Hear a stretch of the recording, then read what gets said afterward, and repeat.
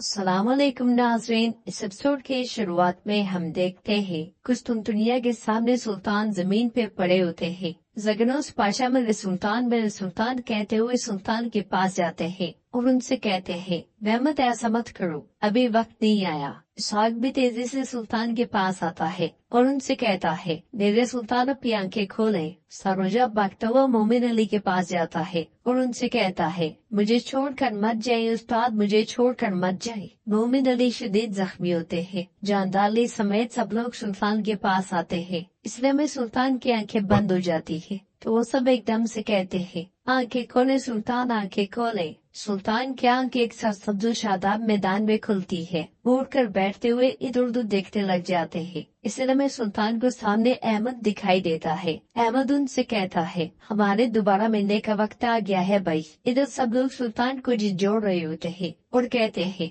अभी नहीं सुल्तान, अभी नहीं, अभी फतह करने के लिए कुछ दुनिया बाकी है। हमारी जान आप पर कुर्बान, हम मिलकर से फतह करेंगे। ख्वाब में अहमद कहता है, मेरे पीछे चले भाई। ये कहते साथ ही वो आगे बढ़ने लगता है तो सुल्तान उससे कहते हैं, तुम मुझे कहाँ लेकर जा रहे हो भाई? जवाब में अहमद कहता है, हक बारी ताला के हुजूर, मेरे साथ चले, आ जाए भाई आ जाए। उधर दौवान भी सिपाहियों के साथ भागता भागता वहाँ पहुँचता है और सब परेशानी के आलम में मुसलसल सुल्तान सुल्तान पुकार रहे होते हैं। इधर अहमद कहता है, मुझे अकेला मत छोड़िएगा भाई, आइए फिर से एक हो जाते हैं। सुल्तान कुछ कदम आगे ही बढ़ते हैं कि उन पे साया छा जाता है और वापस पीछे पलट कर देखते हैं तो आया सुखिया दिखाई देती है, जिसे देखकर सुल्तान अहमद से कहते हैं, मेरे भाई अभी नहीं। ये सुनते साथ ही अहमद एक तेज रोशनी में चला जाता है। इसके साथ ही सुल्तान की आंख एक झटके में खुल जाती है। ये देखकर सब बहुत खुश होते हैं। करीब ही में मोमिन अली सरोजा से कहते हैं, सरोजा ये मेरा इख्तिताम है। तो सरोजा कहता है, उस्ताद ऐसा ना कहे,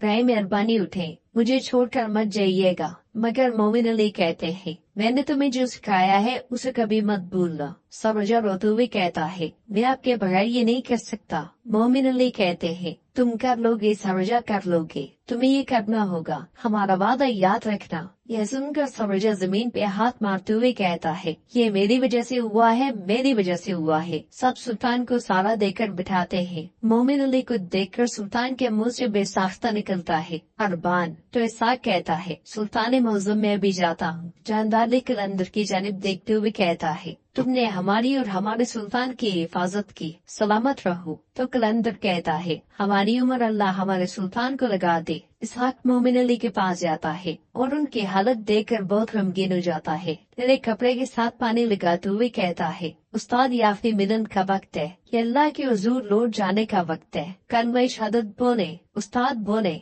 ये कहते साथ वो पानी के जरिए उनके होंठ कीड़े करता है तो मोमिन अली के मुंह से कलमा शहादत जारी हो जाता है। कलमा पढ़ते साथ ही मोमिन अली हक के रास्ते पर बेजान कुर्बान कर देते हैं। ये देखकर सरोजा चिल्ला उठता है, उस्ताद ये मेरी वजह से हुआ है, मेरी वजह से हुआ है। सुल्तान समेत सबकी आंखें भर आती है। कुछ दुनिया में शहनशाह मारिया से कहता है, मैं तुम्हारे जवाब का इंतजार कर रहा हूँ मारिया, कारिना को किसने मारा? तो मारिया कहती है, ये सब मेरा कसूर है। शहनशाह पूछता है, ये तुमने किया? तो मारिया कहती है, नहीं जनाब, ये मैंने नहीं किया, लेकिन मैं जानती हूँ कि ये किसने किया, मुझसे और उसके आदमियों ने। ये वही थे जिन्होंने गिरजाघर में हंगामा किया। तब तो नुतरस ने उन्हें रोक दिया। शहनशाह कहता है, उन्होंने जैसे ही नुतरस से छुटकारा हासिल किया, कारिना को मार दिया। क्या सही है? तो मारिया कहती है, उन्होंने अफरा-तफरी फैलाकर कारिना को खुफिया जगह पर अपने जाल में फंसाया और उसके बाद उन्होंने उसे कत्ल कर दिया। मेरा कसूर यह है कि मैं ये सब कुछ जानते हुए भी उसे रोक नहीं सकी। इधर सुल्तान अपने खेमे में मौजूद होते हैं और खुद से कहते हैं,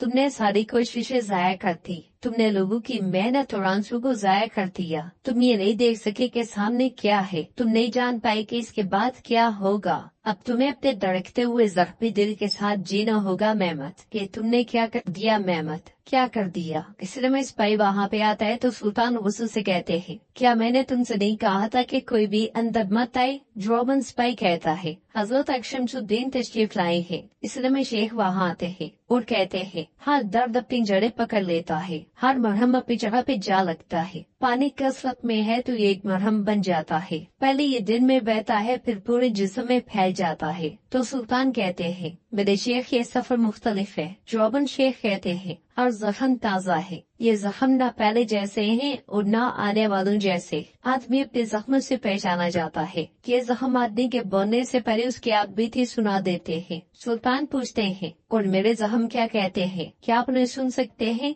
इस पर शेख कहते हैं, दूसरों को मौका ना दे, कभी मौका मत दे। आपके चेहरे के जख्म, आपका दिल, आपका चलना ये जाहिर करता है कि आप कभी हार नहीं मानते। सुल्तान मायूस होकर बैठ जाते हैं तो शेख मस्जिद कहते हैं, मेहमत कभी पीछे नहीं हटता, वो कभी नहीं रुकता। जख्म ये कहते हैं, खून बहाया जा सकता है, बाजू कट सकता है, लेकिन उस पर कभी समझौता मत करें जिस चीज पर आप यकीन रखते हैं। जख्म कहते हैं कि ईमान के साथ डहलवानों और ऊंचे पहाड़ों को अबूर करते रहे। क्या कहते हैं मेरे सुल्तान? क्या ये रास्ता पता पर खत्म नहीं होना चाहिए? क्या ऐसा नहीं होना चाहिए मेरे सुल्तान? ये सुनते साथ ही सुल्तान सर उठा लेते हैं। कुछ तुम दुनिया में आना दोस्त पाई के साथ नादिया के पास जाती है और नादिया से कहती है, मैं तुमसे लगाए हुए बहतान के हिसाब लेने आई हूँ। तो नादिया कहती है, किस पर लगाए गए इल्जाम? जवाब नैना कहती है, मेरे बाबा पे। नादिया कहती है, तुम्हें लगता है कि जो कुछ मैंने कहा वो बहतान था? इस पर नैना कहती है, तुम अब भी झूठ बोल रही हो, पर ये कैसे कर सकती हो